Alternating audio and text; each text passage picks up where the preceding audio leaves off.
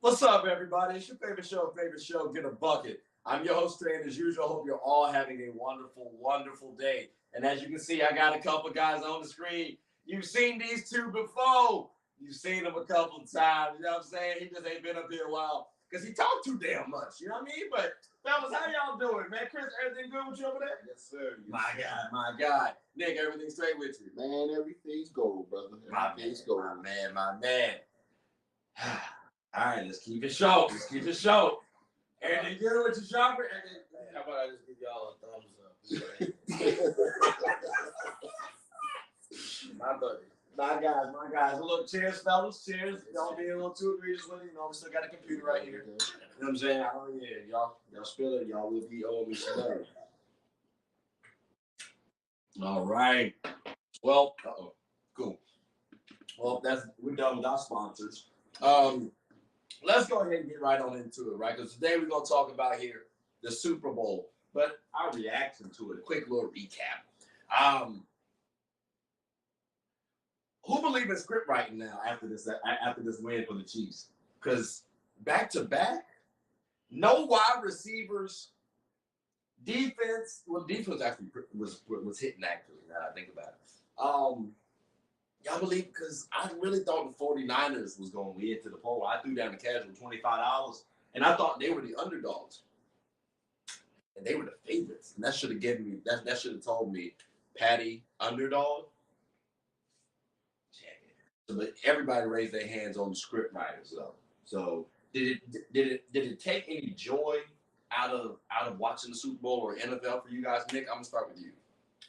Well, I think we went into this a little bit last time I was on the show. I mean, I was already on the fence, and I think I said in that episode, if the Chiefs win the Super Bowl, that's just going to confirm how I feel about the whole script writing thing. So sadly, we're on the other side of it. Football has been my favorite sport ever since I was a little boy. So this hurts. It hurts a little bit because I do think there's something in there with the marketing, Taylor Swift, all that, that leads me to believe the NFL as a business benefited more from the Chiefs winning than the 49ers winning. Yeah. It was apparent just by, the way that the game played out for me. Yeah, I'm curious what Mark is thinking, because remember he was saying like X's and O's gotta matter. Mm-hmm. I felt like they might not have mattered as much. Like my questions going into the game: QB battle, the tight end battle, and the execution. Because I thought, all right, well, the wide receivers, that's going to favor the 49ers easy. But what's going to bring you home is the quarterback. And at the first half, it's 10-3. And respectfully, Purdy and Mahomes, I don't want to say like are even, but it's not no landslide. Like I think they both had 141 yards. 10 for 15 for Purdy, if I'm not mistaken, 11 for 15, and then like 11 for 13 for Patty. They're comparable. Tight ends, Kelsey won't really doing too much at that time. Yep. I'm thinking, this 25 about to turn in. Like, this FanDuel about to hit. Like, Sharper, what was your take on the first half of the game? Were you impressed? Not impressed? Like, what was your thoughts? I felt like San Francisco had their chances. It was leaning early on. San Francisco was getting stops with that defense, but I felt like they didn't take advantage of the chances given, and they kept Kansas City in the game. Kansas City is one of those teams that if you have your foot on their throats, you got to keep stepping. Yeah, because they got Andy Reid, they got Mahomes, and they got Kelsey. They will find a way. They will make an adjustment. And they will flip, no pun intended, they will flip the script on you in the second half. And I just felt like San Francisco just kept Kansas City in the game, and it came back to bite them. They definitely did. I got to use this, but I'm also going to, cite my sources. But it did seem like this was tailor-made for the Chiefs. Again, shout out to Mark for, dropping that plug. But, like, it really did, though. Again, offense, defense, first half for me, I wrote it down, 49ers. Defense led the way. Like you said, too, though, they did not put their foot down. It's 10-3 at the half. So, I mean, it was a little tough. But, I don't know, like if I knew Pacheco was gonna get a fumble, yeah, CMC got a fumble, but he also got a touchdown as well. And then you got Kelsey only having one catch at the half. I'm thinking I'm gonna be all right as 49. But you're right, though, 10-3, too close. Chris, what was your thoughts on the first half? Anything different from what Sharper said or myself, or? Pretty much all y'all hit everything on the head. Okay. So I'm gonna stop you there. Cause we gotta talk about the halftime show. Which part we talking about? I think we all know which part we talking about. But Well, no, I'm just saying, like, for me, I actually appreciated the halftime show. I really, truly did. Reason why I say that, I'm watching it, and it kind of took me back. It was like a nostalgic vibe, right? So I really felt like, you know what? I'm in college. I'm in high school. I'm in middle school, and just enjoying these songs. Elementary school, like, Bad was the first song that I ever learned it, like, from start to finish lyrics. That was the first song I ever actually learned. So for me, it was a very nostalgic vibe. I thought, though, they started this off really nicely, and they couldn't have done it any better than with the Keke Palmer commercial. I felt like the NFL couldn't pass that up. I really feel like they did that solely for this whole thing. What was your thoughts on the halftime show, Chris? Since we left off with you.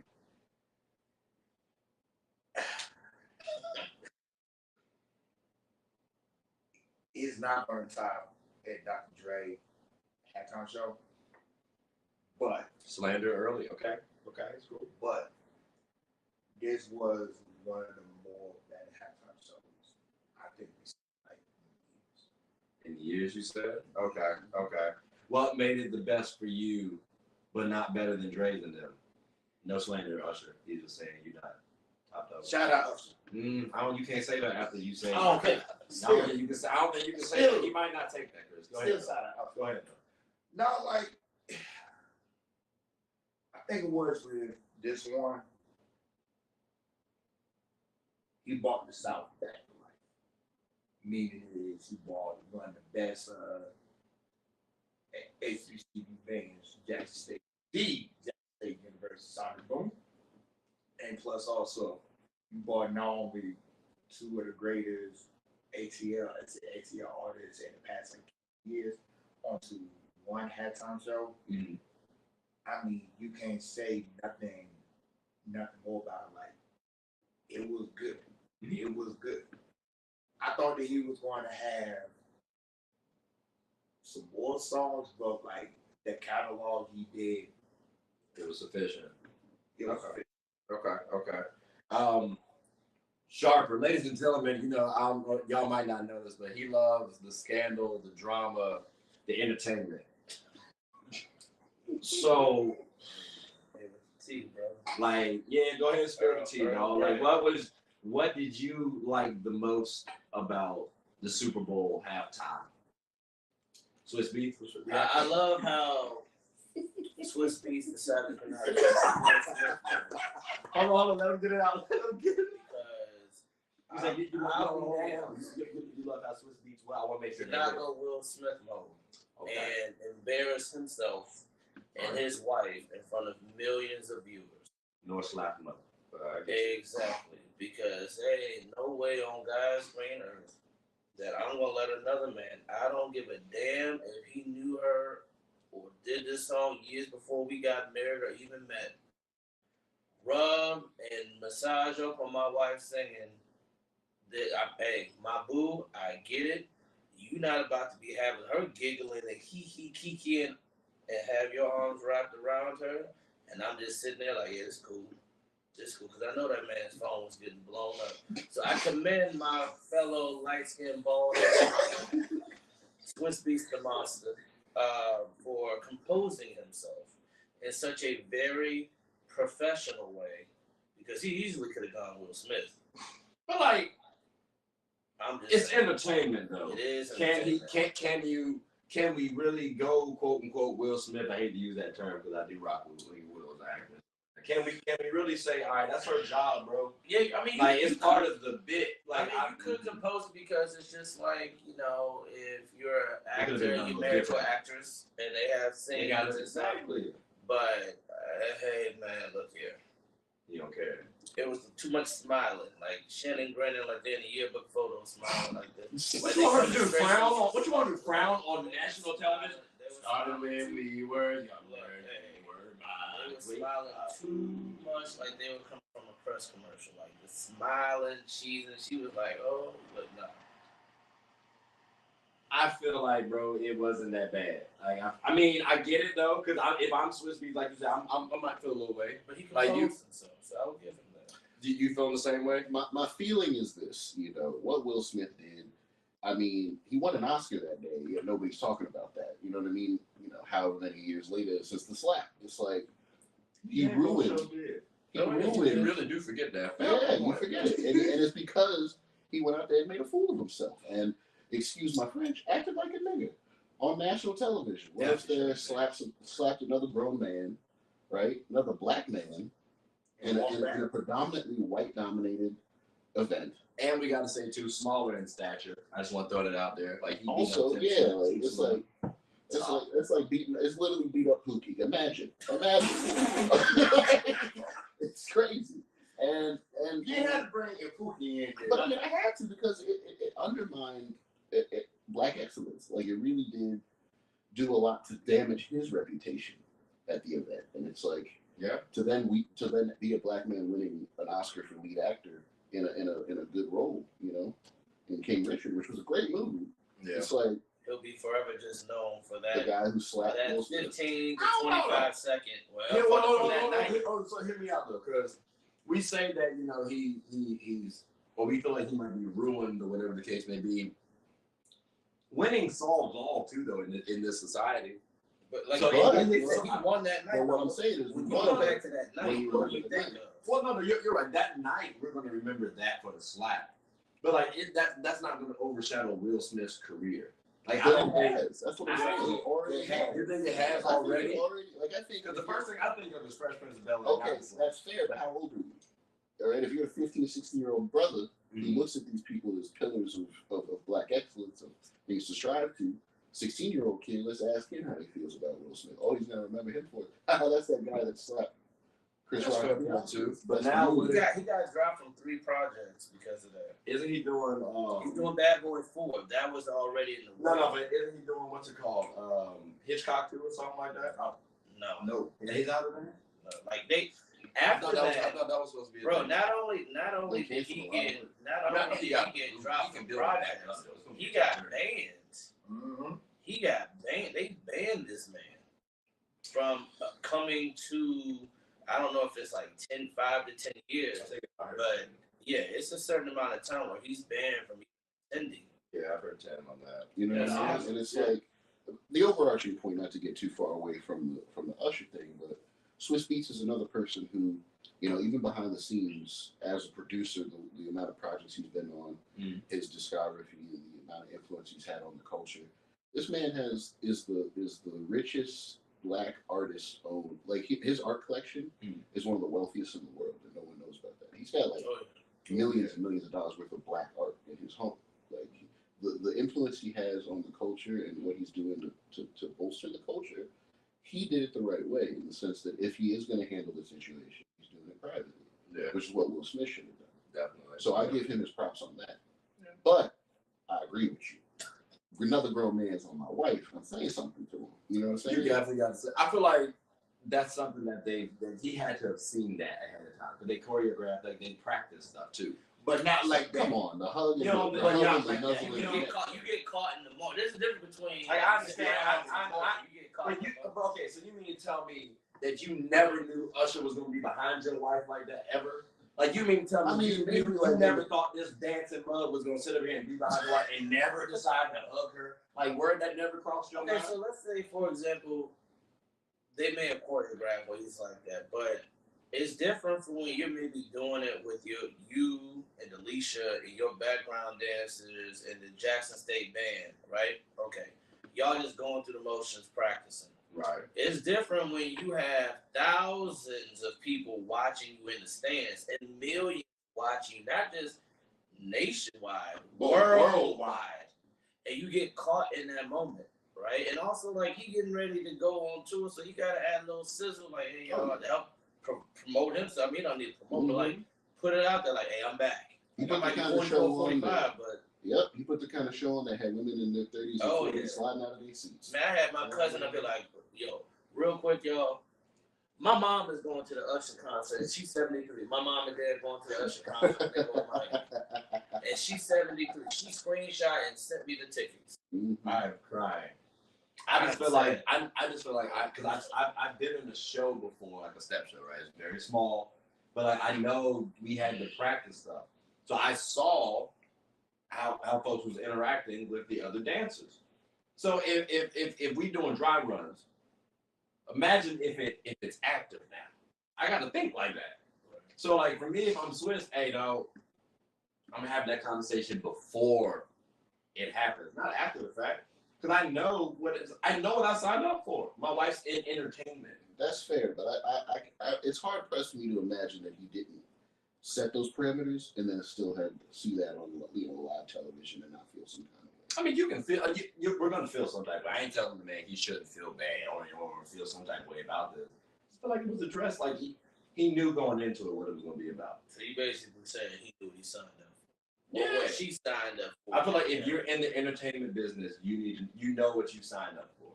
Like if I'm an actor or if I'm married to an actress, my wife could be on Power looking like she's getting the beat. You are right. That's true. That's true. The funny thing about that halftime show was not only was Usher trending, but Usher and Alicia Keys were trending. And you know our folk, we gonna talk. And we gonna speculate. Everybody gonna have something to say. Chime in, chip in, whatever you want to say. And they ran with it. Couldn't be me. He a better one than me. I ain't heard that must be a light skin because we couldn't be no dark skin. I feel that though. Hey, like that. Respect. I'm just calling it as I see it. Hey. Okay. But overall, though, it sounds like it was lit. Long story short, entertaining. Like I said, had some drama. Once he lost the shirt, he was going on a tear. You know what I'm saying? I don't know if he whipped off the shirt in the dress rehearsal. You know what I'm saying? He did. I think he had lived that one. You know? That's all. So this is my final shot. I'm gonna try. Like he really was selling. You know, he's selling sex. Let's be real. I mean, they say it sells, but I won't care about this. I will say, I enjoyed that he brought in, because we've all seen the movie ATL, and the way that he implemented how the shindig. The skating. The skating is major culture down there in Atlanta. Like Cascade. Yeah. When I first saw ATL, I just thought that was a problem. I didn't know that Cascade is actually a real skating rink in Atlanta. And it's lit. It's lit. And somebody was saying on the radio, like, I really enjoyed how he implemented it because people actually still go to the roller skating, and that's how they spend their Friday nights. People skate around, you got the dancing in the middle. So the fact that he implemented that, that was I give him props for that. Roll bounce. Roll bounce. Oh yeah. Roll bounce. So, but we about to bounce out of this halftime show conversation. Sports is one of the few things that genuinely connects us together. Whether with coworkers, friends, family, we all love the entertainment. Well, here on Get a Bucket, my goal is to talk about sports and its cultural impact. The WNBA, for example. The WNBA is loads of entertainment. From the new rookies battling, displaying their skill sets, and preparing to take the league by storm, to the titans and the MVPs of the league clashing for battles we'll always remember. From imagining the soon-to-be possibilities, to admiring and treasuring the finales. Get a Bucket is a platform where other sports analysts, hoopers, coaches, and fans of the show come and talk about the WNBA, both negatives and positives. So if you haven't, take a quick peek. At the very least, you'll have a good time. Remember, sports is one of the few things that genuinely connects us together. So please, tune in and stay connected. I've been trying to figure out a segment or transition for it. That was the perfect one. Into the second half, though, of the Super Bowl. We already kind of talked about the first half, right? We already said that the game was, I don't want to say disappointing, because I think it was entertaining. But I don't know, 16-16 at the fourth quarter, goes to overtime. And like the way I looked at it, like, bro, play one in overtime. Purdy almost throws that interception. I said, God, like it's about to get tricky. Then next play, Ayuk has a false start. I say, damn, my 25 out gone. Then after that, Slowly dwindling. then after that, there was a hold on the Chiefs. I said, let's go. We might have a shot. And I had some optimism. And then it came crashing down on that final play when I said, damn, there's too much time for Patty Mahomes to have the ball. Yes. Like, this was perfectly scripted. And it reminded me too much of the Patriots when they kicked their damn field goals. Because I actually thought, you know what? Maybe the 49ers can win this. They win by 3. Tom Brady always used to win by 3. We're trying to give the Tom Brady narrative comparison. Not that he's like Tom Brady, but he's like Tom Brady, Mr. Irrelevant, not the most talented, but he might end up with a couple chips, some hardware. Who knows? I hate this. I hate this feeling, bro. Like, I really do. Does anybody expect the Chiefs to three-peat next season based on how the second half of the game went? Absolutely not. Oh, I knew he was. I just knew he was gonna say absolutely. Absolutely not. Way to trick me. Okay, I see that. Why, since you started it off first, why do you feel that way, Mr. All-Star? You got the jersey on? You know, there's a couple quarterbacks named Josh Allen. There's a couple. There's He beat him. quarterback named Joe Burrow. Injured, but okay. There's another quarterback named Lamar Jackson. Beat him. And Lamar had a better team. Like I can't put Lamar in the same breath no more. And I was a Lamar fan. I was trying to say Lamar's over Patty. The narrative would have been smooth. You know the difference between Patty and Lamar? Patrick Mahomes gives zero fucks what people think. I was about to say Lamar Jackson does. Yeah. Lamar changed his game. Yep. Baltimore changed their game against Kansas City. He wanted to prove people that I could throw in the pocket. Instead of look, you could have thrown for 125 and rushed for 175. And it's still won the game. That's a fantastic. Hey, hold on. I just want to say, I'm just saying. I had gotten a little nervous because you had jumped in, brother. And I thought it was going to be a little long-winded. It was straight to the point. Yeah, I'm just Hey, you got another 30 seconds. What else you got? I'm just saying. He wanted to prove everybody wrong against Patrick Mahomes. Patrick Mahomes is going to take whatever he's going to do whatever it takes for his team. It could be running. It could be throwing. It could be he could throw Jason Williams no-look pass behind him, to Travis Kelce. He don't care. Lamar hears a lot of people saying, again, he's a running quarterback. If he just played with the mindset, I'm going to do whatever it takes to will my team to victory, look at what he did all season. He's an MVP for a reason, 2-time MVP for a reason. Why did he decide to change his game against the Kansas City Chiefs? He wanted to prove a point that, hey, I can still throw from the pocket. No, do what makes you great. Yeah. You have superhuman. You can throw and you can run. Make them pick. But let me ask you this though, because I do hear us on. Like I agree. You need to do what gets you there, right? If it ain't broke, don't fix it. But at the same time, at some point, his athleticism will start to diminish. So he does. I hear that, but he does need to start proving that he can beat you. But by throwing, so once that athleticism diminishes, all right, now what? I get that, but I feel like any smart head coach and offensive coordinator, they will start seeing that slowly decline, and they will change the offense around him to still help best suit him. So maybe they add some better offensive alignment, add a little bit more skill players where it's 1, 2, 3 out. They'll have a certain receivers shorten their routes, 1, 2, 3 out. But right now, how old is Lamar? Like 26? 26. Say that for like 2, 3 more years down the road, that type of playing style. But he cares too much about what people think. One thing, honestly, one thing Nick said, he's like a fighter.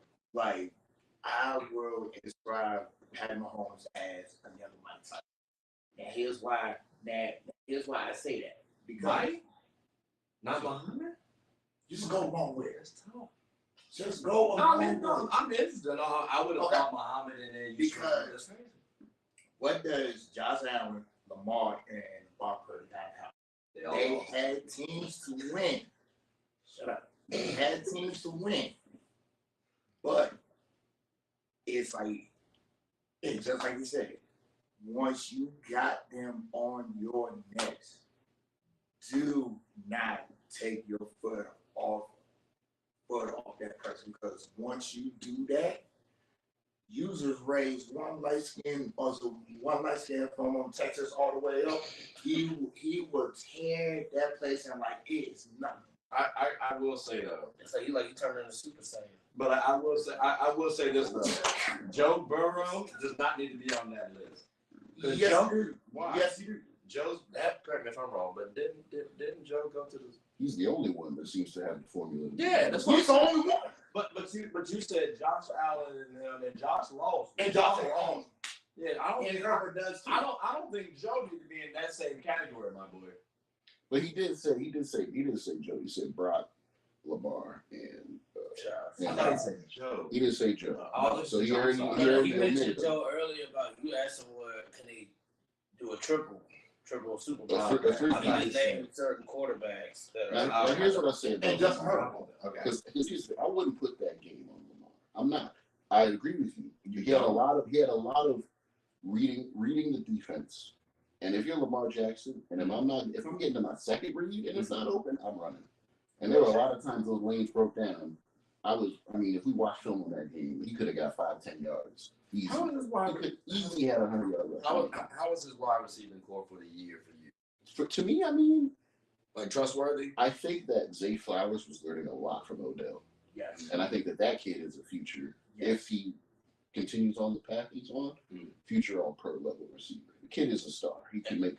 And also them missing Mark Andrews for a little bit of time too. Yeah. But Isaiah Likely showed up, and it turns out they now have this double tandem that's giving me real Aaron Hernandez, Rob Gronkowski vibes. You know what I'm saying? Just for the fact that he's got two options now at the tight end position, and that's helpful. It's very helpful. But I'll say this: at what point do you blame the offensive coordinator when you have 6 rushing plays called the entire goddamn game? That's crazy. You're a rushing offense. That's what's got you here. So what? Lamar's like, I can do this. So you're just abandoning drive after drive, abandoning the run. That's ridiculous. You can't put that on. It's the same thing with San Fran. What got them to the Super Bowl? Rushing Christian McCaffrey behind Trent Williams. But at what point in time does the MVP go to the coach and say, offensive coordinator, and say, "Yo, we're running"? Like, at what point in time can you tell me correct me if I'm wrong? Hasn't he won 2 MVPs? True, but I don't think Is he not considered one of the faces of the league? I don't think Lamar. So can he not go to the coach? I said one. So when you look at the NFL, you're talking about Pat, you're talking about Lamar, everybody likes him too. Why can't he go to the coach halftime and be like, all right, let's run it now? Because when you take the ball out of their hands, there's less time for Patty to work with. Understandable. I don't think Lamar. I think if he would have done that and it would have gotten out to the media, they would, especially after what transpired this past, last offseason about his contract and everything like that. If he would have done that, let's say they lost or whatever have you, he gone to the offensive coordinator saying, I'm not happy with what we're doing, this, and this. Then you got to look, because people always, especially, I hate to say this, but we're all black men, a black quarterback, they're waiting for the first slip up. If he would have came and said something to the offensive coordinator and then leaked out, He would have got home. Exactly. They would have he a diva. Now Tom Brady could do some stuff like But that. hold on. Let me ask you this though. Yeah. Let's talk about the win. He does that and they win.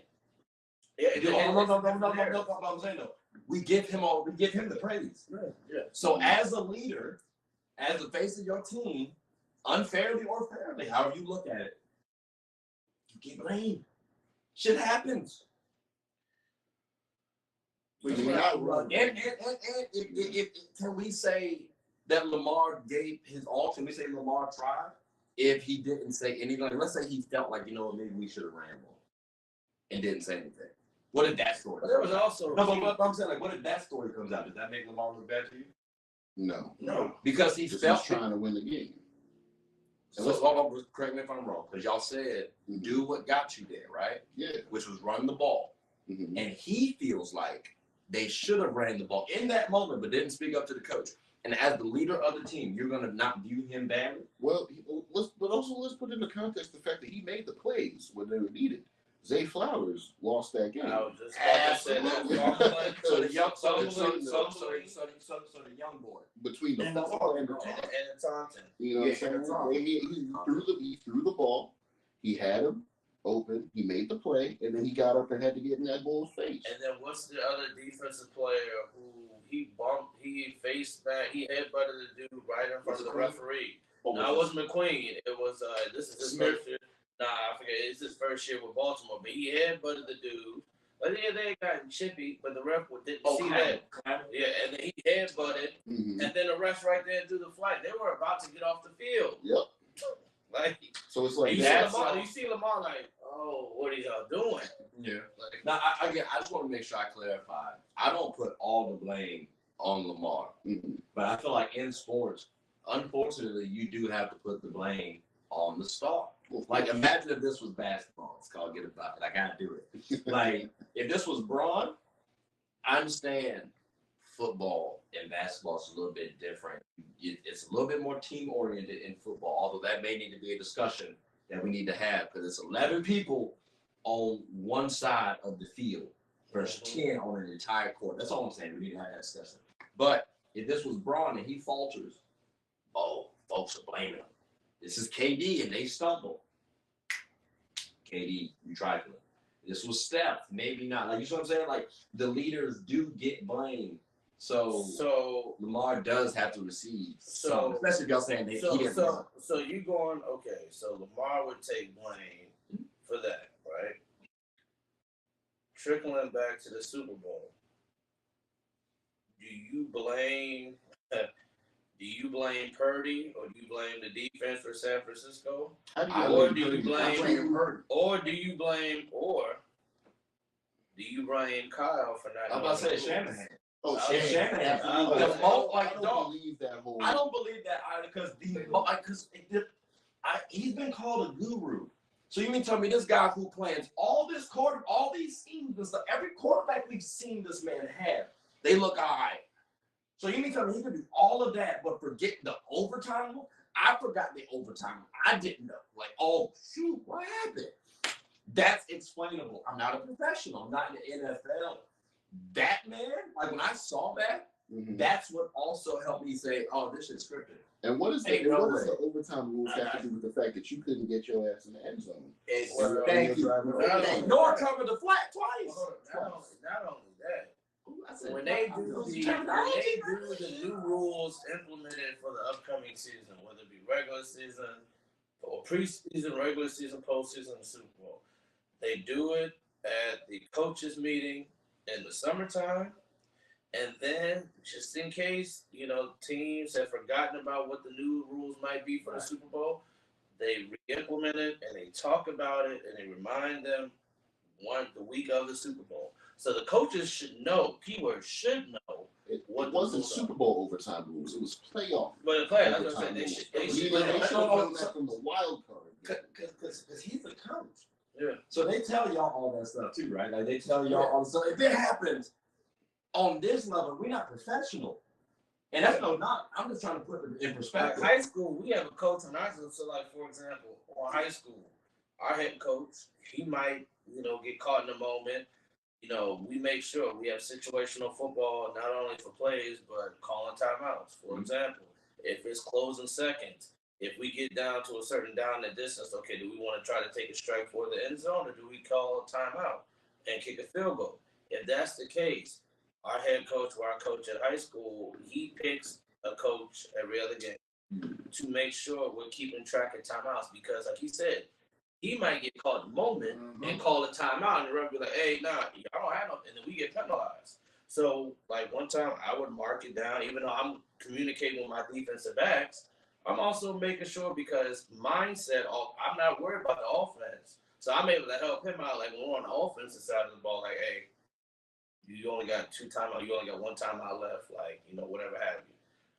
I don't know if Mike Shanahan, or excuse me, Kyle Shanahan, maybe got lost in the moment and just decided to use that as an excuse. But I will say, I don't tolerate him firing his DC and blaming him and using him as a scapegoat.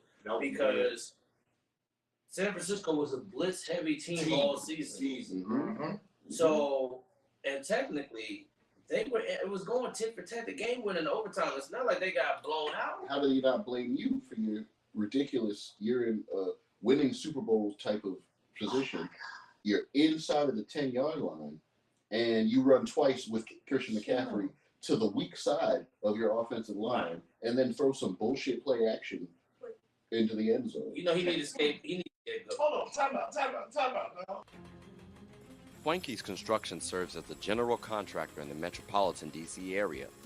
We're a team of certified professionals who tackle everything from complex large projects to smaller scale jobs. Fueled by our commitment to excellence, we go the extra mile to make sure clients are completely satisfied with our work. Swanky's Construction takes pride in ensuring our clients' home improvement needs are met with efficiency, precision, and perfection. Call us today. You're only seconds away from a consultation or in-person walkthrough. Because like when you said that, I've been editing videos. I've been looking. It happened a day ago, right? And I missed that. Because work's been a little piling up. You know what I'm saying? All right, yeah. And like I don't got the jersey on today, but y'all know I'm a Panthers fan, and I preached hard for this brother to get a job. Yeah. Panthers, if y'all don't hire this man, because the way he actually he almost took us to the playoffs. After I thought we were about to be a lottery hit. Like I thought we were about to get the last pick legitimately. So the fact that he takes your team the way he did, the 49ers now. You took you to the Super Bowl. Because remember, D'Amico Ryans became the head coach of the Texans. Like that is trash. Let's talk about the fact that not only that, but you were going tit for tat with Pat Mahomes without one of your star linebackers, because Dre Greenlaw tore his Achilles. Yeah, coming on to the second half. Yeah. And he was out for the rest of the game, and y'all still stayed in the game. And you were missing your All-Pro safety, Pro Bowl safety. I forgot he's Simone or whatever have you. Troy Polamalu Jr. Yeah, so you missing 2 key components, and you were still in striking distance of winning the Super Bowl. I mean, and his explanation was the chemistry just wasn't there. Well, chemistry. I gotta say this. The chemistry at a certain point in time, the scapegoats will have to go away, because I do believe Shanahan is on the hot seat next season. Well, did y'all know that Shanahan is the only head coach to squander 3 10-point lead Super Bowls? He did it once as a coordinator with the Falcons against the Patriots. He already did it once again against the same Chiefs team a couple years ago. And he did it again. You know who he's starting to look like? Doc Rivers. Nope. He's starting to look like Marv Levy from the Buffalo Bills in the early 90s. Yes, when they lost 3 straight Super Bowls. 2 to the Dallas Cowboys. 4. Excuse me. My bad. 4. Hey, 4. I'm just saying. So he's on his way to a 4th. Yeah, that's what I'm saying. So lost to the Giants, the Redskins, Commanders, and 2 to the Dallas Cowboys. Oh, well, let's not talk about trading away Trey Lance, and then at the end of the season, when you lose Brock Purdy, you have no game plan against the Philadelphia Eagles and get shut out from everything.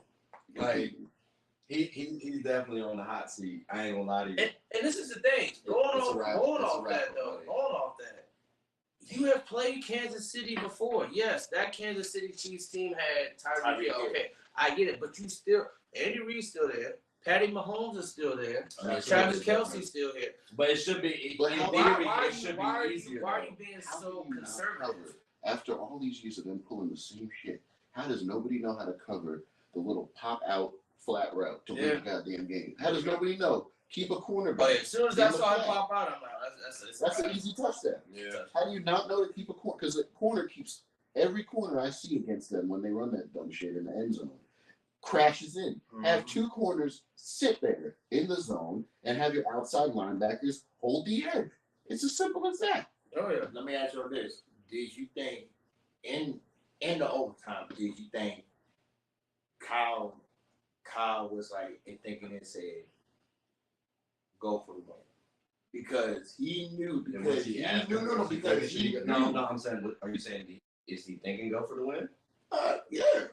Well, I mean, of course, but like they floundered out when they had like that whole drive. So the first drive in OT, when they had the penalty, great, hold the penalty. But what got them to the red zone? Giving the goddamn ball to Christian McCaffrey on the left side behind your All-Pro Hall of Fame left tackle, and he took him down the field in 3-4 plays. They're in the 10-yard line, and then what? You just stop running the Trent Williams side? Are we not allowed to put the blame on Kyle Shanahan for that abysmal play calling? That's in the why. 10-yard line. That's what I said. Like I don't. When you asked me earlier about Purdy blame, I think you can blame players because they played. No, it's all on Kyle. But yeah, I was saying, because like with Lamar, he has way more cachet. He has way more responsibility. There's a big ass difference between Lamar and Purdy. I just want to make sure I highlight that. Like, because I'm blaming Lamar, it's because I view him so much higher. Yes. Purdy, two-time MVP. Purdy is Mr. Irrelevant, respectfully. Now, with two backup running backs, because he had also lost J.K. Dobbins and Gus Edwards was in the whole season. No. And Keaton Mitchell, he came on and was averaging like 9 yards a carry. Now let me ask y'all this, because y'all said, well, really, you two said no about the repeat. Did you say yes? No, I don't think they can. I don't know. So, I don't think they can get there. So with that being said, right, y'all did say y'all believe a little bit more in script writing. If the Chiefs do three-peat, would that make it official for you guys? Yes. Because I think right now there's never been a more with this collaboration with Taylor Swift, the revenue they saw come in from her fans is so profound that like yes, and when that happened, I'm not gonna lie, I might become a dude who gets into golf for World War II. Because like I'm gonna need to find another hobby. They had talked about if Travis would have had Disney had it planned. If Travis had a better game, you know, at the end of every Super Bowl, they said we're going to Disney World. It was gonna be him and Taylor Swift. We're going to Disney World, bro. The marketing off that, but since he didn't have it, they had Patrick Mahomes and his wife and their two kids. But if he would have had a better game, they already said Disney was right there, ready to get them. It's scary. Remember that play where they tried to throw him the fade? Yeah. But then you see Rasheed Rice is wide open. Yeah. Mahomes the best quarterback in the NFL. He doesn't see Rasheed Rice, his top rookie target, wide open in the end zone. He was trying to get Travis Kelce the touchdown. Yeah. I mean, to be fair, Taylor Swift brought in $331.5 million. Fellas, that's over 6 Chelsea Clintons. And she got Ye kicked out of the Super Bowl. Hell yeah. She got him because his booth, his suite was going to be right on side. She kicked out Kanye from the Super Bowl. Yes. Oh man, that's the perfect thing because to say. Here's the thing: like what goes around comes around, because he did steal her moment. And also, who runs the halftime Super Bowl? Jay-Z. Who is not currently fucking with Ye? Jay-Z. So think about this: do you want to have a brother who we don't know which Ye we gonna get? When his wife dressing up looking like a mannequin, we don't know which year we gonna get, and then you have Taylor Swift thinking about bringing in all that money. They don't want a distraction, but she found out that Ye was gonna be next to her. She made a boop, boop, boop, made a call. Who's the biggest star right now? Taylor Swift or Ye? Taylor. I ain't going. Ye just trends, unfortunately, because of his antics. He just dropped the album. He now just trends because of his antics and his comments or whatever have you. She a billionaire. I mean, Ye was a billionaire. She currently a billionaire. Certified. And so makes money. Exactly. So then, it's not the Chiefs. It's not the Chiefs for y'all. Well, here's the thing. You kind of put it on me. I actually am a little bit. I don't want to be right, but I do think that they're going to 3-peat because of the narrative. Because of the narrative. Okay. So we got Chiefs. We got Chiefs over here because of the narrative. Who y'all boys got? I think, depending on how they draft, and if they can get some more pieces, maybe one more wide receiver, I think Baltimore. Thank you. I think Baltimore. That's just me. I think, Odell is a shell. I mean, he still is serviceable, but he's not going to get you 1,300 yards. I think you go get another wide receiver to help with Lamar. You got Zay. Going to have a healthy Mark Andrews. You add maybe, I don't know if they can resign Queen or Clowney, but I will say this, they need to address another corner, because what's my man's name that played at band number 44? Marlon Humphrey. They were picking on him. He's lost his step. He was fast. He lost his step. So if they can maybe get a key free agent and a corner. And the one thing I will say about Baltimore, they are like kind of like the Pittsburgh Steelers. Ironically, they're in the same division. They are well-ran organizations where they know how to draft. They know how to. You don't hear too many issues players like in the draft or free agent.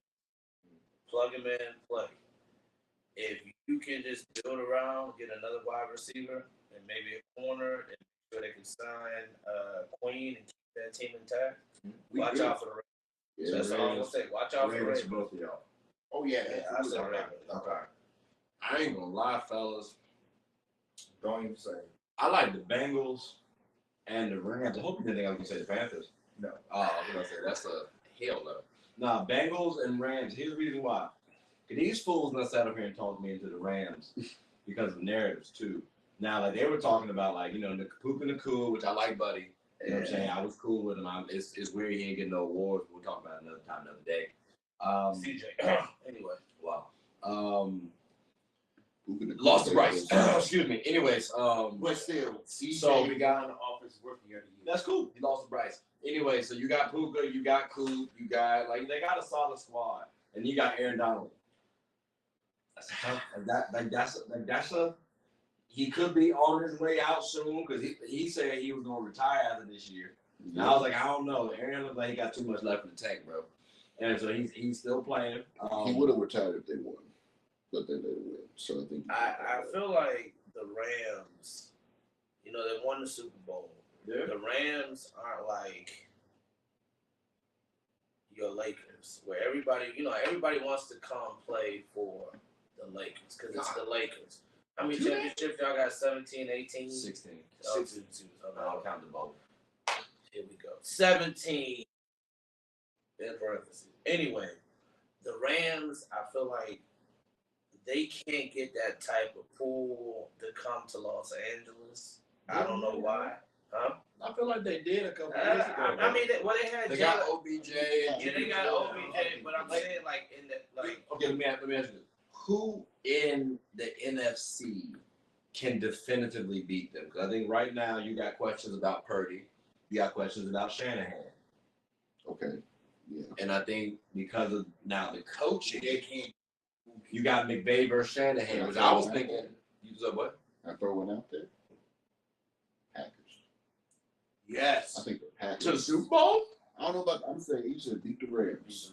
I'm saying Packers are on the up and up. I think Jordan Love proved this year. The Lions. He's taking off that. Detroit. I think Detroit's going to go back to being Detroit here soon. I don't know about going back to, but like someone's definitely said like a 9-win season, and I'm like, all right, that's respectable. Like 8, 9, like I think that's okay. Yeah. I think this was their year. But I think the Packers are showing real signs of like early Aaron. They all go through that. I don't know about early Aaron though. That's do we feel like Jordan's really that way though? Or did he just look good because he got a jump start and so he's confident enough? But he might be a little. He was throwing to rookies the entire season. Rookies, And second first year, years, and second and years. second year receivers. The most experienced receiver in that core was Romeo Dobbs, who was a rookie last year. So this isn't a scenario where people don't have as much tape on you, so they don't know what to expect. That's not what this is.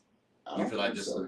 Y'all feel like this is the real deal? Because you can say that, but then the back half of the season was his best part of the year. Exactly. So it's like they had the tape on him. And whoever thought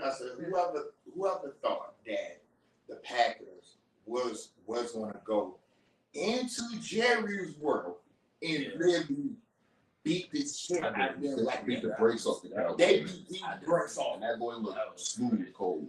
Boy looked smooth cold. Like he didn't even care where he was. He was like, That was unexpected. Nobody even thought that. Nobody even thought that. Okay. You know what I'm saying? That offense looked good.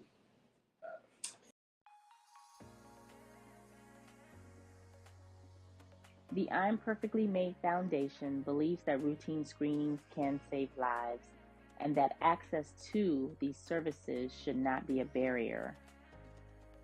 Our mission is to promote eye health education, free eye exams, free eye screenings, and free glasses to our communities with the focus of highlighting early detection.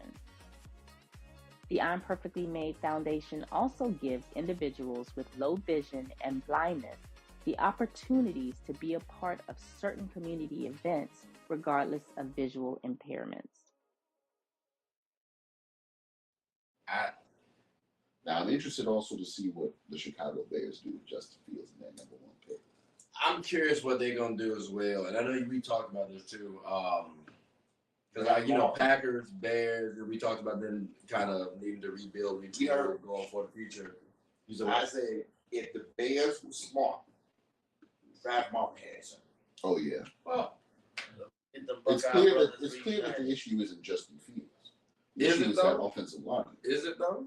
No, because what has happened to his game since DJ Moore got there? It's like night and day. His ability to get his actual player the ball. So I do know that I do know people have not been too high on Justin Fields after this season. You're in a division. You are in a perfect division where you can get out of that division because, just like you said, Detroit, Green Bay. I don't know if you can say that though when he couldn't beat Detroit this year, or get past Detroit or the Packers this year. And respectfully, you have more PT than Jordan Love. So I will say this, and I'm not trying to be biased because, as you know, I'm a diehard Buckeye fan. Mm-hmm.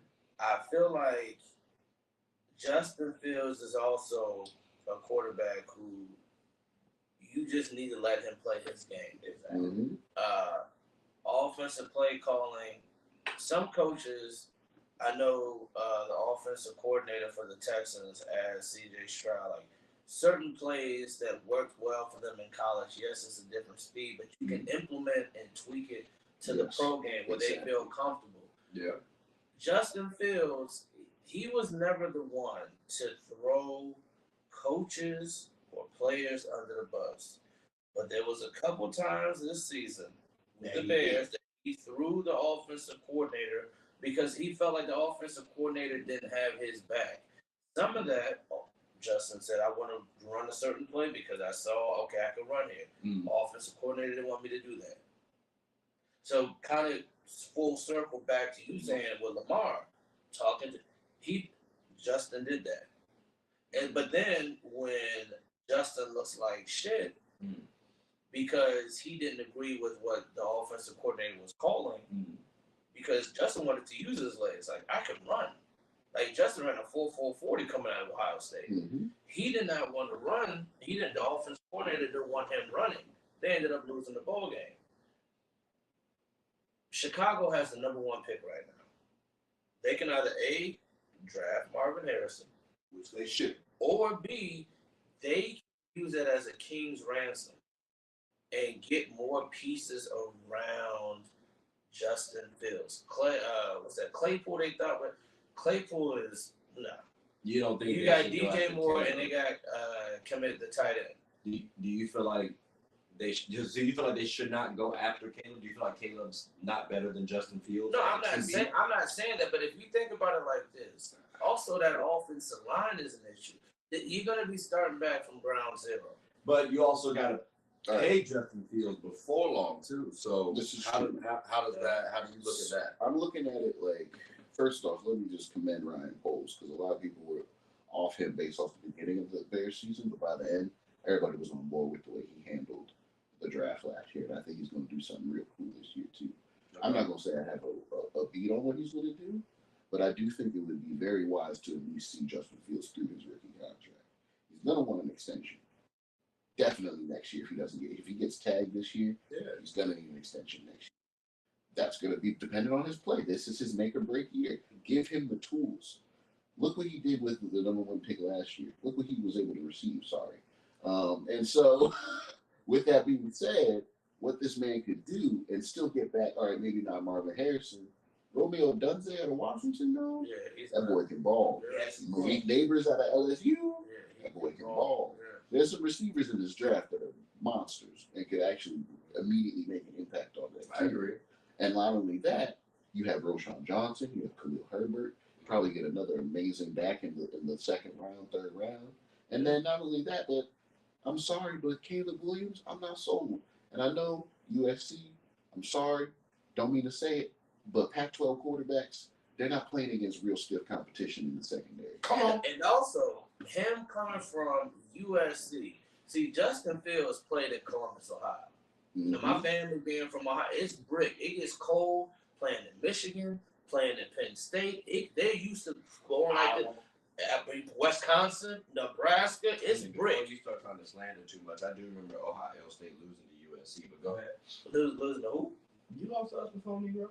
Who was USC? Yeah. And that was, you know how long ago that was? I just said I remember us beating y'all. And we beat y'all last time when y'all had Sam Donald. Anyway, how'd that work out for you? Anyway. I think that's when we beat y'all. No, y'all lost.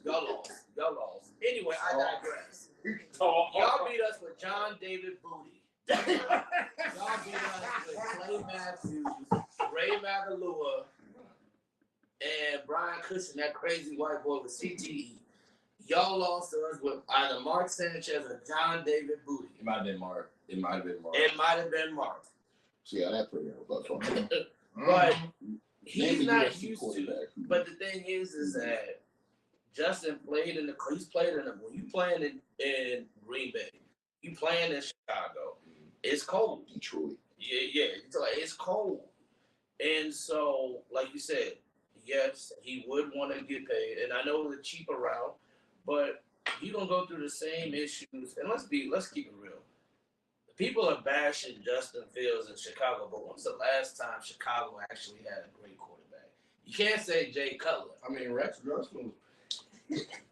That defense get it out. Peanut Tillman, Brian Urlacher.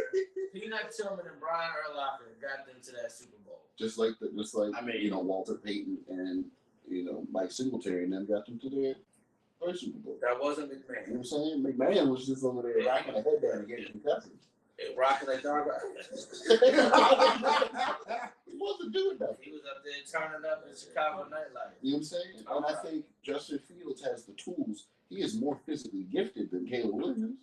So what are you gonna do? But who has a better IQ between Caleb and Justin? Justin Fields. Hey, this is what if I'm Chicago. Y'all really think the IQ is favoring Justin Fields over Caleb Williams? Yes. Here's the thing. If I'm Chicago, this is what I'm doing. You don't How about this? We could say the same thing about Justin Fields when he got in, but he has the experience now. He's played against NFL competition. So you're talking about comparison right now? Right now. How about this? Okay. If I'm Chicago, right? I'm not going to draft Caleb Williams. I might trade back. I might, like I said, draft Marvin Harrison. I might trade back and get a King's ransom. What I might do though is kind of like what you said. See how this plays out. Take a quarterback in the second round. Maybe Michael Penix if he's there. If he's there. Because sports is one of the few things that genuinely connects us together.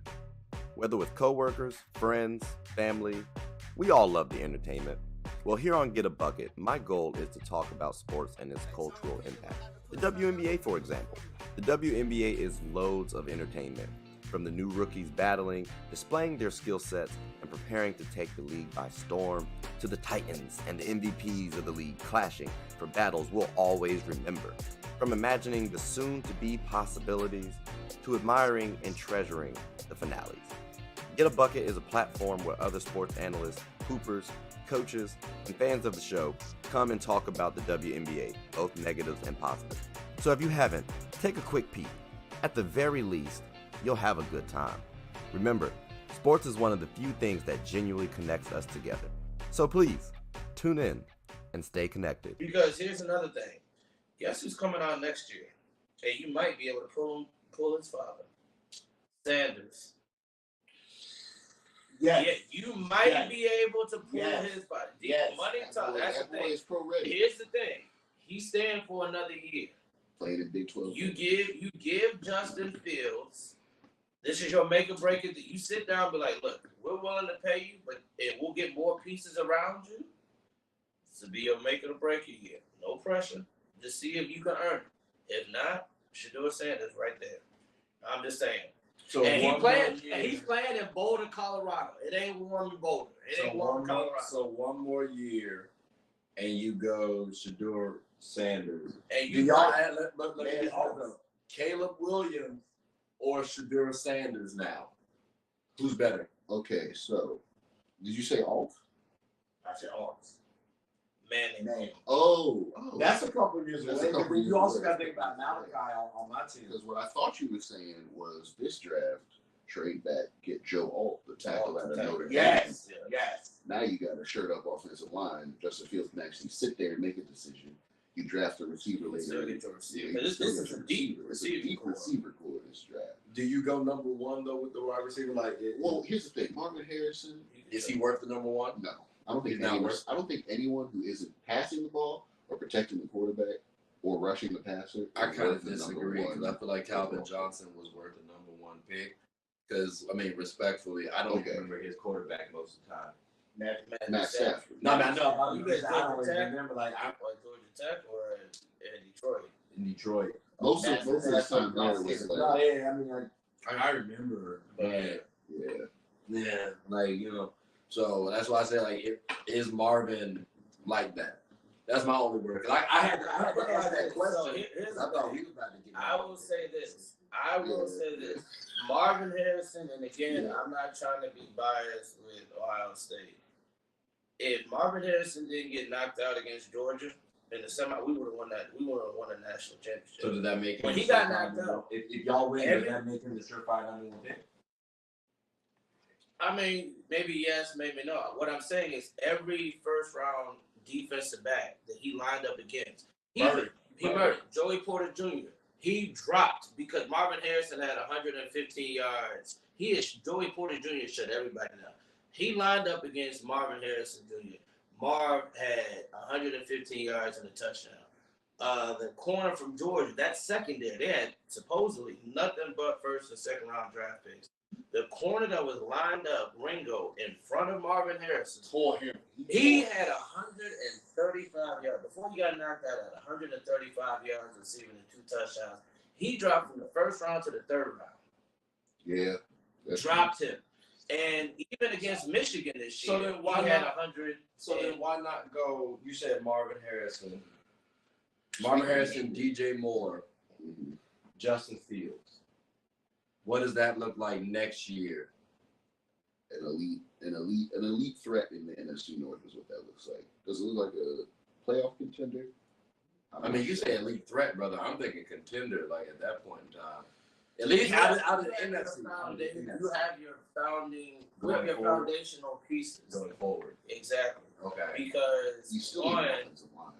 you still need Can a you not defensive build an offensive line in free agency though? No, you got. Well, I mean, I'm just asking, they just let go of Whitehair today.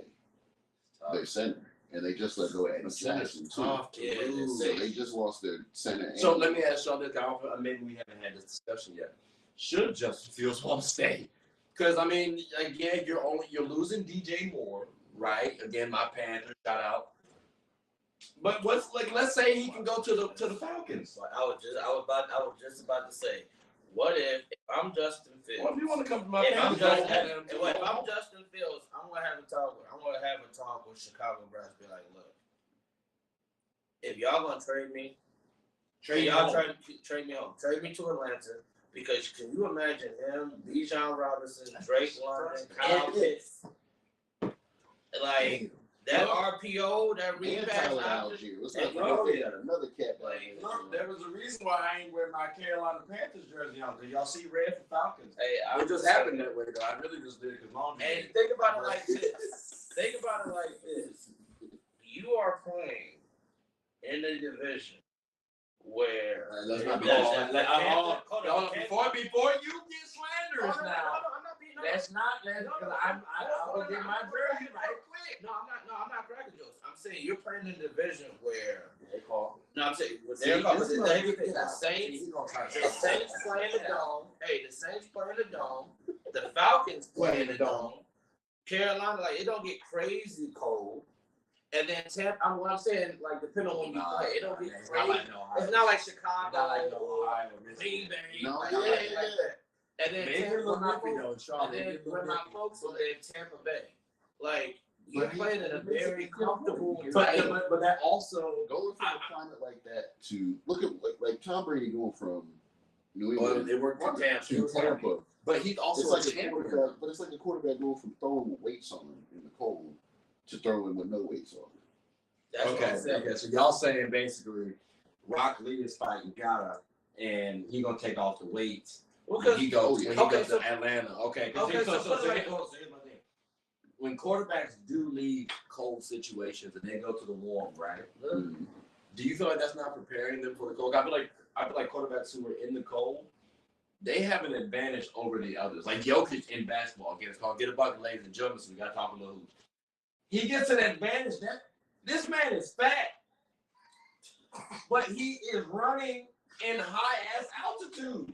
So he gets a little advantage over somebody else. Let Shaq have been in Denver right fast during his prime years. That would have been scary. Because he already didn't like working out, but that's an additional workout right there. So I feel like they kind of get a little bit more advantage from that standpoint.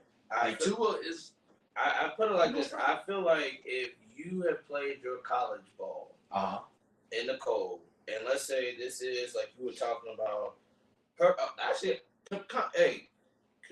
commend you for this. Tom Brady, you said went from New England to Tampa Bay. Yeah. Where did Tom Brady play his college football? Michigan. So he was acclimated to the cold. So you saying going from cold to the warm. If Tom Brady had to come back and play, let's say in Chicago, he's used to already playing because he played his college ball in Michigan. He played his first 10 plus years in Tampa Bay. That is nothing for him. Justin Fields, yes, he's from New England. Justin Fields, is from Georgia, but played at Ohio State, then played Chicago. If he goes to Atlanta, he was 2 or 3 years at Ohio State. If he decides, I want to get traded. If I get traded, let me get traded to Atlanta, and he has to come back and play Green Bay, or has to come and play New England, or maybe Baltimore in December. So he's used to that playing in those type of conditions. So you feel like because of his college like he says, now he's coming from USC. So because of his college years. College and some pro years already. What's the weather like in Oklahoma? It can get cold in Oklahoma. Because correct me if I'm wrong, but did Caleb not go to Oklahoma? But we act like Caleb can't acclimate either. So I'm saying, so should we? How much stock should we give into the college game? Because he also said too, well, Justin Fields has a higher IQ than Caleb Williams right now. I hear it. But let's put Justin Fields with 24. Let's put Caleb Williams at 24. Okay. Who would y'all bank as the higher IQ? Caleb Williams or Justin Fields? I'm going to tell you right now, I'm biased. I'm going to say Caleb Williams just because I feel like Justin Fields is a better athlete. So he doesn't have to rely on the IQ aspect as much. I mean, you do see those sparks, the same thing you see with Mahomes, the same way that like similarly you see those things with Caleb. I'll tell you, I agree, but I just don't think he's as gifted as not at all. That's not a discussion. Piece. That's not a discussion. And he's like, I'm gonna settle around this piece. Like Justin Fields is so athletic, you forget he's 6'3". Facts. You know what I'm saying? 228. That's God, nice. like, God damn, he's a massive motherfucker. I mean, he there was one play last season. There was one play last season where the play broke down. There was, like you said, like we were talking about Lamar against Kansas City. Your first or second read it. His option doesn't open, you take off. Happened with Justin. Boom, boom, boom. And he beat two linebackers trying to tackle him. They missed. He beat the corner going down the field. And the corner had an angle and booked it down the field. Justin's athletic. I mean, and that's He's not at that Lamar level, but he's athletic. I don't think he's at Lamar's level. He's not. I don't like. I'm talking about from like I'm gonna say baseline to baseline, but from goal line to goal line. 40-yard dash. Lamar is killing him. Lamar might run a. You know who Justin Fields reminds me of a little bit, kind of, and rest in peace to him. Steve McNair, just a little bit. Reminds me a little bit like a Steve McNair. Yeah, more like a Steve McNair. Yes. More like a Steve McNair. Okay. And you look at Steve McNair. I was gonna say McNabb because I like, but the way that homie like escapes out of shit in the pocket. And I was gonna say Randall Cunningham. I think more Lamar plays more like Randall Cunningham. Jalen Hurts or who? Oh my God, Justin Fields or Donovan McNabb. The better comparison. Because I got Hurts. Oh, you have Fields. Because to me, I think like I got Jalen not just because of the Eagles. Because Jalen Hurts doesn't. You got that, but also you also got to count in the arm strength because Justin Fields got a cannon. Donovan had a cannon. That's what I'm saying. Like you got not just Donovan is stockier, but I also look at Donovan as that, and maybe this is like unfair to say on Fields. I have Jalen being a better leader than Fields. Jalen gives me Steve Young vibes. Like he gives me like, I'll do what I can. Yeah, like it's okay to cross the racial barrier here. Yeah. Like he doesn't like Donovan McNabb plays like a young Donovan McNabb. Like that's Justin Fields all day. Jalen Hurts gives me young vibes in the sense that he's just like. Well, going off the racial barrier, I would say because I know he I throw Brett Favre in there because people forget Brett Favre when he was down in Atlanta, he could run. You know, he could run. Deion used to crack jokes and say, "Man, I used to tell that white boy to run it because their coach didn't want Brett Favre running." Deion be like, "Man, do whatever it takes to win. Use your feet, use your legs, whatever have you." When he was at Green Bay, like he was gritty. Like Brett Favre would run. I mean, he may not get you 100 yards rushing, but he ran with the heat. I appreciate Brad. And honestly, piggyback on what you said about Colorado goes into a different conference. Do not sleep if they win the Big 12. Colorado. Do not sleep if they win the Big 12. Depends on how they do in the transfer portal. Because they overhaul They gotta get the trenches. They need to get the offensive line together. The trenches is what they gotta beef up. Or going off that, we talking about Justin Fields to Atlanta. What if Atlanta? We were talking about. What if Atlanta? It's like, you know, we'll wait a year. We'll get Shador. Bring Deion back to what he said. This is my house. I built this. Bring him back to Atlanta. That's a narrative. That's a Super Bowl winning narrative. That would be great. Bringing Deion. But it's okay. So just to be clear, we're saying Shador to Atlanta, right? That would be. Hold on, it's gonna trump C.J. Stroud in Houston, Patty Mahomes, Joe Burrow. In his mid-30s, right? Well, he's not seeing none of them.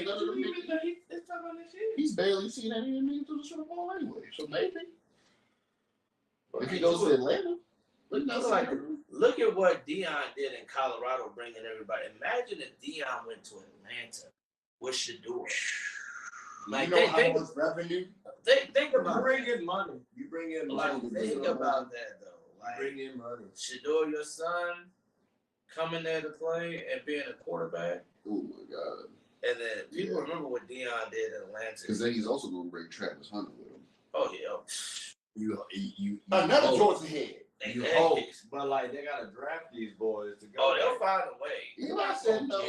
They're not. Eli said I ain't going to say They're not getting Travis Hunter and Shedeur Sanders. Like, how that gonna happen? Hey. Travis could possibly go number one. Eli said I'm not going to San Diego. He don't want to go to San Diego. He said find a way to get me to it. He said find a way to find another team. I'm not going to San Diego. Did he not? He did. He did. Because now people talking about what if Caleb. I don't know if it happens. What if he does that with my commander? Saying I want to play with Cliff Kingsbury, my boy from USC.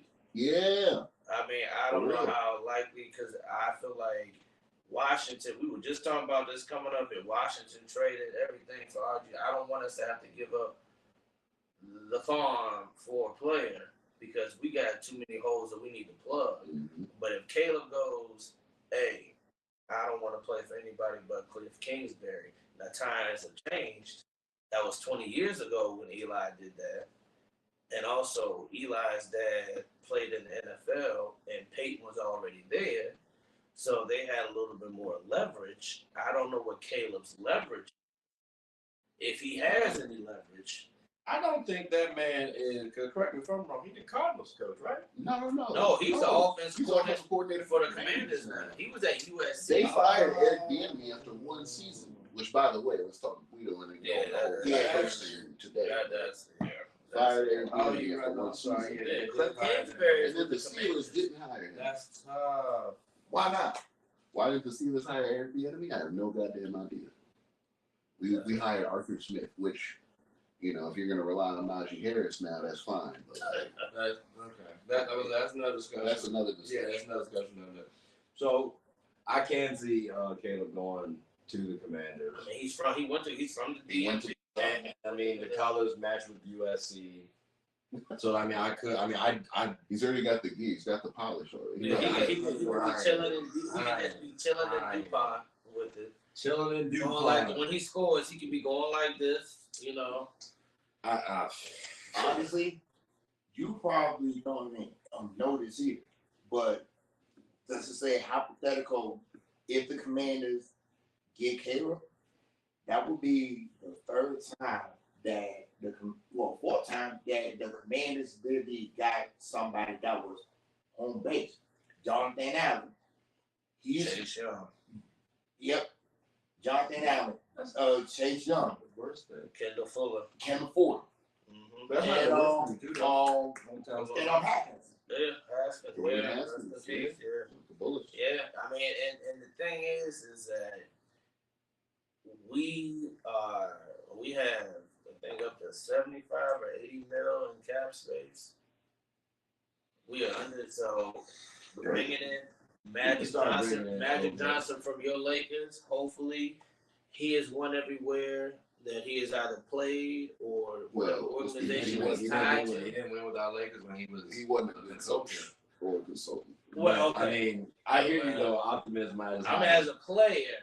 He not on the field, brother. I'm just saying that with the Dodgers. With the Dodgers. I'm just gonna say this though, because think about John Elway and how terrible of a GM he was for quarterbacks. Yeah. But he was a Hall of Fame quarterback. You know, sometimes Michael Jordan as the owner. Exactly. Of the Hornets. Yeah. Or of my Wizards. Yeah. So and that's another matter of fact. Yeah. Let's go ahead. Let's go ahead and end it like that because I was about to say I don't.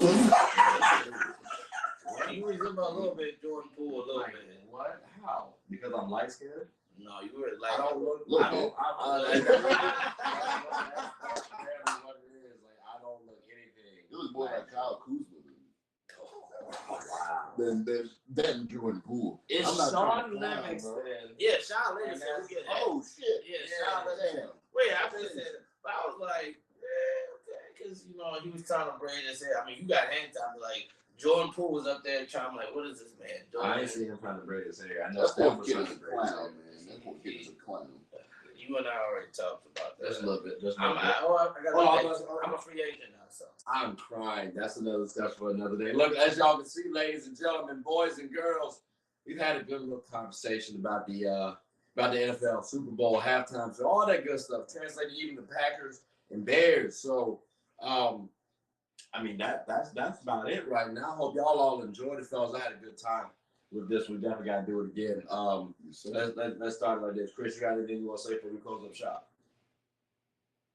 All right. Sharp, how about yourself? I'm just gonna make this quick. Any comments that I made, Aisha Clark, about when I said you walk past? Oh, I forgot. Hold on. You smell like potpourri. You are beautiful. No, you did. I don't know what you displayed that day, but when you walked past me, I was in bliss. So, Nick, I missed it.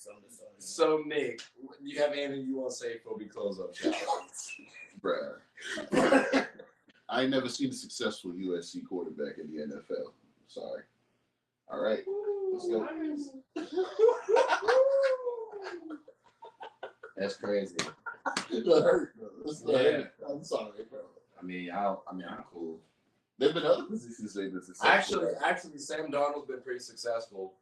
Mark Sanchez actually had about 2 seasons where he went to the playoffs pretty well. You mean his rookie and sophomore year? Yeah, I said 2. I said 2 years. Tell me how my statement was wrong. That's all I'm saying. All right. And then that butt fumble really wasn't his fault. It was like, how you going back into my man's like that? That's all I'm saying. He's trying to save his ass. Do a better job. That's all I mean. It's Sam Darnold, the white Michael Vick. Oh, wait, but ladies and gentlemen, boys and girls, that's your best one. All right. Hope y'all all enjoyed the show. Really appreciate it. Please like, subscribe, comment, tell anyone about the show. My name is Trey. I'm the host of Get a Bucket. I ain't gonna lie, that was new right there. That was pretty crazy. What y'all do? I don't know. All right, but yeah, please like, subscribe, comment, tell anyone about the show. Hope y'all had a good one.